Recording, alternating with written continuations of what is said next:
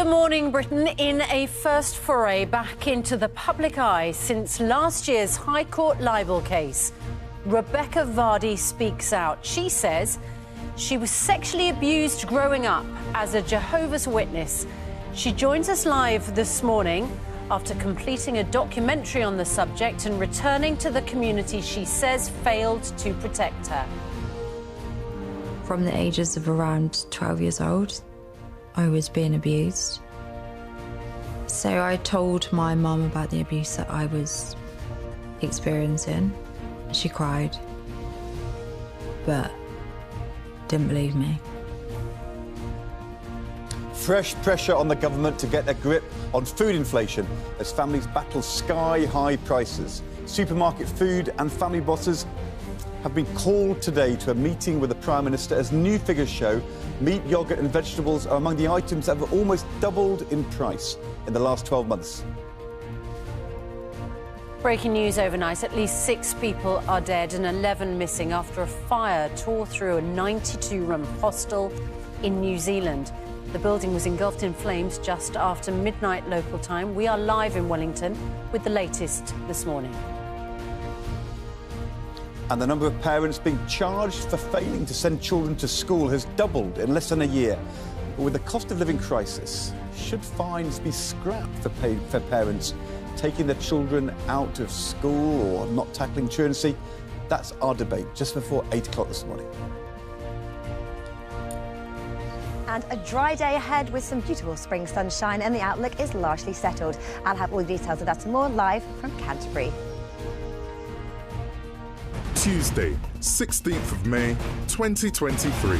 Live from Television Centre in London. This is Good Morning Britain with Susanna, Reid and Ed Balls. Good morning. It has just gone 6 o'clock. Good morning, Ed. Good morning. Can I just say what a great colour that is? Thank you very much. I really like it. I really like your tie. Do you? I'm not sure. Yeah, I do. No, but compared to my tie, it's kind of really up and buzzy. And I like that. Is it pinging? Yeah, I love it. You are a former Education Secretary. I am. So what do you think about the fact that people say, don't fine us for taking our children out of schools unless you're going to fine the teachers for striking, unless you're going to fine the government for taking our children out of school during the pandemic? Well, I can remember in my first week when I was the Education Secretary and having this very conversation and saying to people in the department that parents in my constituency are having a really hard time. Holidays were so expensive, and shouldn't we cut people a break, a bit of slack? If they want to take a few days out during term time, isn't that OK? And I was told really strongly by the education experts that is a really bad mistake because all the evidence is if a child misses a day of maths or 2 days of maths, it's hard to catch that up. So they said, no, we have to be really tough on saying get the kids into school. And, you know, of course it's really hard at the moment because family budgets are under pressure. Nobody wants to be fined. But our children have just missed a massive amount of schooling because of the pandemic. So everything we can do to get them into school is what we should be doing. And that's probably why, you know, being tough on parents who aren't getting their kids to school, probably the right thing for their children. But let's spare a thought for the parents whose children missed huge amount of that 2 years of the pandemic, not going to school. And as a result, may have more problems with going to school. They may have anxiety about going to school. They may feel like they've fallen so far behind, they're not motivated to go to school. And therefore, to punish the parents when that is the cost of what happened to children during the pandemic seems harsh. Number of people getting in touch this morning. Adam, you should scrap the school truancy fines altogether unless you start to fine striking teachers. Tracy said, we got a letter from our school telling us they would fine us if we take our children out in term time, and that 5 days off for a holiday is equivalent to 25 hours loss of education. But my daughter's had 5 days off due to striking. They're not bothered about that.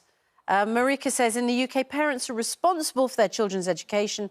So if they see the education value in travel, They shouldn't be penalised for going on holiday. Look, of course, you've got to be flexible. It's not like a speeding fine or fly tipping. I mean, you have to be careful. So if there was reasons, if a child is having trouble about bullying or difficulty getting to school, punishing the parents is not going to help. So there has to be some flexibility and discretion. All I'm saying is that it's terrible, in my view. Kids are losing school for teacher strikes, and schools have got to find a way to cover that time. And the pandemic was a terrible thing. But as a parent, if you think, well, you know, 3 or 4 days of school, they'll catch it up. The evidence is that they don't, and that therefore you should keep your kids in school, doing their maths and their English and that other stuff, because it's so important that they do well in school, and they've already missed enough days as it is. The number of parents being charged for failing to send children to school has doubled. What is the reason for that? We'll drill down into that this morning. Do let us know if you are in that situation. If you are facing fines for truancy, what are the reasons behind it? Did I go all, kind of education secretary there? I'd rather like it when you go all education secretary. Yeah, yeah. I think it's useful because you've got that experience. But you at home as parents have that experience too. So let us know what your experience has been. And we are debating that before 8 o'clock this morning. Now, though, at 6:06, our main news that supermarket chiefs and farming leaders have been summoned to a meeting with the Prime Minister at Downing Street amid warnings that families are struggling to cope with soaring food prices. The Prime Minister, Rishi Sunak, is expected to promise that he will do all he can to, in his words, back British farmers and get them fair prices. But campaigners say it's families who urgently need help. In a moment, we're going to talk to Katie Rickett, who's at Manor Farm in Warwickshire. First of all, go to Downing Street to Louisa James. What is expected to come out of this summit, Louisa?